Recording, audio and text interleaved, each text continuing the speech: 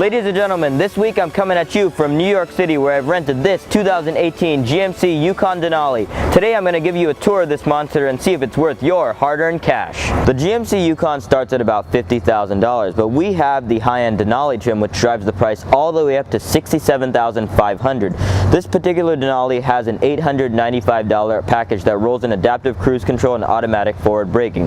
All in, we're at about $68,500. First, let's talk about the Yukon's exterior styling. The GMC Yukon is one of the last truly boxy SUVs on the market, and I happen to really appreciate its subtle styling. While the exterior is not drastically different from the previous generation, it definitely looks sleeker, classier, and more refined. I really do like the Yukon's tail lights better than its cousins, the Chevy Tahoe and the Cadillac Escalade. Overall, its massive grille, LED daytime running lights, high ride height, and 20-inch wheels give the vehicle a strong road presence. Now let's head on inside and check out the Yukon's massive interior. The Yukon's interior is absolutely enormous. The seats, center console, and everything else are completely oversized. In the center, we have a partially digital gauge cluster that has an excellent resolution. While this car does have its fair share of cheap GM plastics, I do like how GM integrated the stitched leather and wood trim. In the center, there's an 8-inch touchscreen infotainment system that controls and displays features like the backup camera, navigation, music, and OnStar. It also supports Apple CarPlay and Android Auto. One cool feature is the wireless charging pad in the middle of the center console. If your phone supports it, all you have to do is place it on top of the pad and it'll charge while you're cruising down the road. The Yukon has plenty of space to store your belongings in the center console. GM took a relatively old school approach to the gear selector situation. Instead of trying to beautifully integrate it into the center stack like some of its competitors,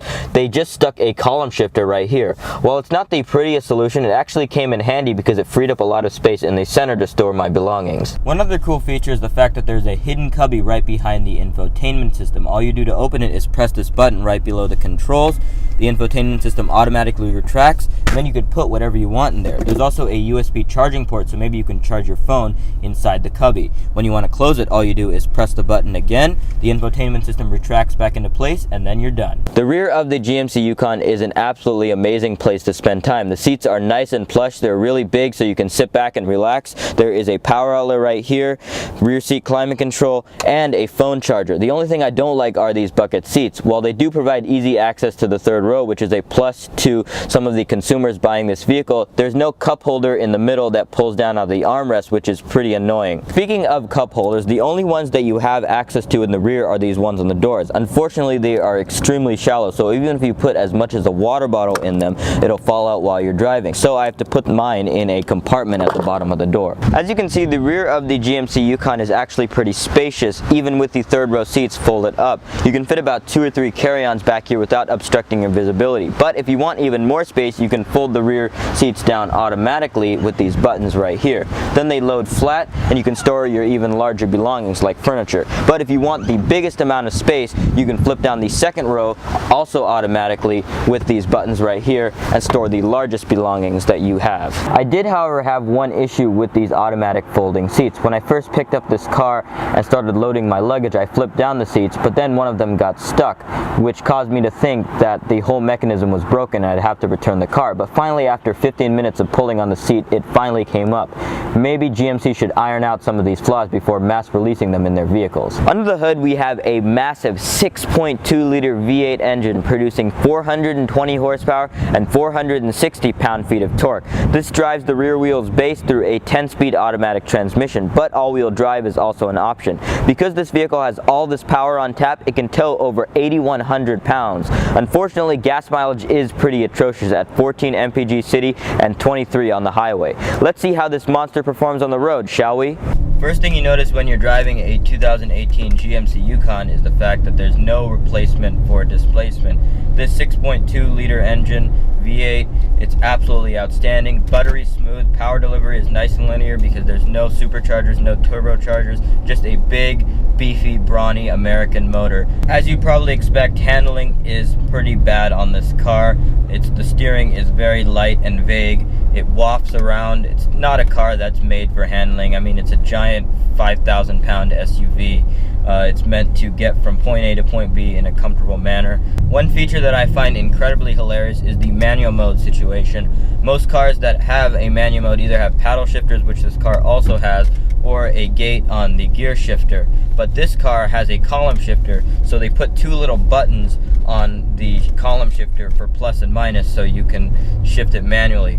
That is an incredibly awkward way to address manual mode. Because of its body on frame construction, this vehicle does ride kind of like a truck, kind of bounces around, but the suspension is pretty smooth, so it's kind of a mix between a rugged Chevy truck and a luxurious cruiser. Even though this car is absolutely gigantic, it's actually pretty easy to maneuver thanks to the really good backup cameras with trajectory lines and parking sensors. So don't let size be a deterrent for you to buy this car. Another really odd feature is the way the forward collision warning system works on this car.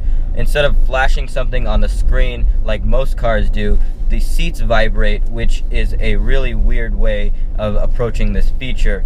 It was a little bit disorienting at first, but I eventually got used to it. Right now I have a free stretch of road, so I'm gonna punch it. The transmission's actually pretty quick to downshift, and the 6.2 liter V8 provides you endless power. It's actually pretty quick, even though this car weighs something like 5,000 pounds. One incredibly annoying feature that a lot of GM cars have, including this one, is the fact that they leave their reverse lights on when they unlock the car when the key fob is pressed.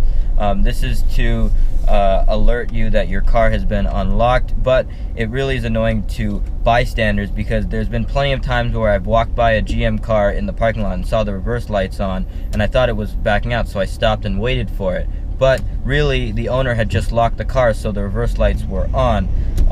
This is a really annoying feature that GM does as a precautionary measure, but I really think that they should change it because it's an inefficient way to go about it. In the end, the GMC Yukon Denali is an opulent, luxurious family hauling SUV, but the only issue I have with this vehicle is price. If you option this vehicle up fully, it can go over $80,000, which seriously puts it in the range of Cadillac Escalade and offerings from Mercedes. However, if you're in the market for a luxurious family hauler, this may be the car for you. Well guys, that's going to do it for today. I hope you enjoyed this video. If you did, please be sure to smash that like button and subscribe to the channel for new weekly automotive reviews, news, and how-tos that you can use.